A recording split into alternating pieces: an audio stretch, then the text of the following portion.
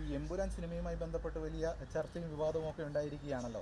അപ്പോൾ അതിൽ ക്രൈസ്തവ സമൂഹത്തെ ലക്ഷ്യം വയ്ക്കുന്ന ചില പരാമർശങ്ങളുണ്ട് എന്ന തരത്തിലുള്ള കാര്യങ്ങളൊക്കെ വരികയൊക്കെ ചെയ്തിരുന്നു. അത് ശ്രദ്ധയിൽപ്പെട്ടിരുന്നു. എന്താണ് ഞാൻ സിനിമ കണ്ടില്ല, അത് കാണാൻ പോകുന്നില്ല എന്ന് തന്നെ ഞാൻ തീരുമാനിച്ചിരിക്കുകയാണ്. കാണാൻ പോകുന്നില്ല.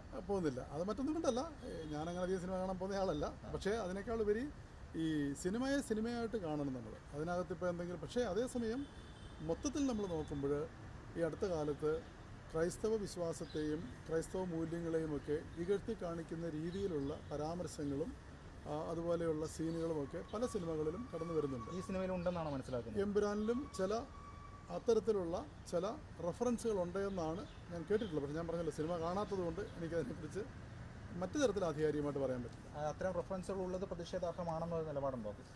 തീർച്ചയായിട്ടും. കാരണം ഒരു മതത്തെയും, ക്രൈസ്തവ മതത്തെ മാത്രമല്ല, ഒരു മതവിശ്വാസത്തെയും സിനിമ എന്ന് പറയുന്നത് ഒരു എൻ്റർടൈൻമെൻറ്റ് മേഖലയാണ്. അത് ജനത്തെ എൻ്റർടൈൻ ചെയ്യാനായിട്ട് നമ്മൾ ഉപയോഗിക്കണം. അതിന് പകരം നമ്മൾ അതിനകത്ത് ഒരു ഗൂഢമായിട്ടുള്ള എന്തെങ്കിലും ലക്ഷ്യങ്ങൾ വെച്ചുകൊണ്ട് ഏതെങ്കിലും മതത്തെ, അത് ക്രൈസ്തവ മതത്തെ മാത്രമല്ല, ഒരു മതത്തെയും അപഹസിക്കുന്ന രീതിയിലുള്ള റെഫറൻസുകളോ സീനുകളോ ഉണ്ടാവാതിരിക്കുന്നതാണ് മാന്യത. ഇപ്പോൾ അത് എഡിറ്റ് ചെയ്യുന്നുണ്ട്, അതിനെ പോസിറ്റീവായിട്ടാണോ കാണുന്നത്? അങ്ങനെ ഒരു വിമർശനം ഉയർന്ന ഘട്ടത്തിൽ ഞാൻ മനസ്സിലാക്കുന്നത്, എഡിറ്റ് ചെയ്യുന്നത് അതിൻ്റെ അകത്ത് കുറേ കൂടെ രാഷ്ട്രീയ വശങ്ങളൊക്കെ ഉണ്ടെന്നാണ് മനസ്സിലാക്കുന്നത്.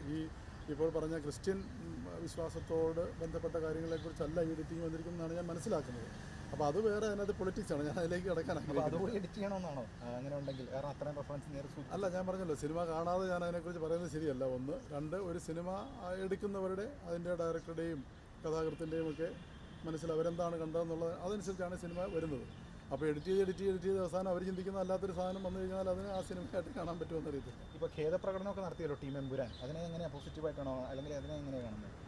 അല്ല, ഖേദപ്രകടനം അത് അതിനകത്തൊരു വസ്തുതയുണ്ടെങ്കിൽ, ഈ പറഞ്ഞ കാര്യങ്ങളിൽ വസ്തുതയുണ്ടെങ്കിൽ അവർ ഖേദം പ്രകടിപ്പിച്ചത് നല്ല കാര്യമാണ്. കാരണം നമുക്ക് തെറ്റാർക്കും പറ്റാം, ഒരു ഓവർസൈറ്റൊക്കെ ആർക്കും ഉണ്ടാവാം. അത് ബോധ്യപ്പെട്ട് കഴിയുമ്പോഴത്തേക്ക് അതിനെ അംഗീകരിക്കുന്നതിൽ തെറ്റില്ല. ഈ ആവിഷ്കാര സ്വാതന്ത്ര്യത്തെക്കുറിച്ചാണല്ലോ ചില ആൾക്കാർ പറയുന്നത്. അപ്പോൾ അതിനെ എങ്ങനെയാണ് സ്വാഭാവികമായിട്ട് അത്തരം ആവിഷ്കാര സ്വാതന്ത്ര്യത്തിന് മേലുള്ള കടന്നുകയറ്റമാണ് ഇത്തരം വിമർശനങ്ങളെന്ന ആരോപണം ഉയർത്തുന്നത്? അതിങ്ങനെയുള്ള പ്രശ്നങ്ങൾ വരുമ്പോഴത്തേക്ക് എപ്പോഴും ഈ രണ്ട് വശം വരും. കാരണം ആവിഷ്കാര സ്വാതന്ത്ര്യമെന്ന് പറയുന്നത് എൻ്റെ ആവിഷ്കാരം മറ്റൊരുവൻ്റെ അവകാശത്തിന് വിഘാതമാവരുത്, എൻ്റെ ആവിഷ്കാര സ്വാതന്ത്ര്യം മറ്റൊരാളുടെ അവകാശത്തിന് വിഘാതമാവരുത്, അത്രയേ ഉള്ളൂ. അങ്ങനെ നമ്മൾ കാണുക. പരസ്പര ബഹുമാനം ഉണ്ടായിരിക്കണം ഏതൊരു ആവിഷ്കാര സ്വാതന്ത്ര്യത്തിലും. എന്തായാലും ഇക്കാര്യത്തിൽ ഉചിതമായ ഒരു നിലപാടിലേക്ക് പോകണം എന്നാണോ? തീർച്ചയായിട്ടും.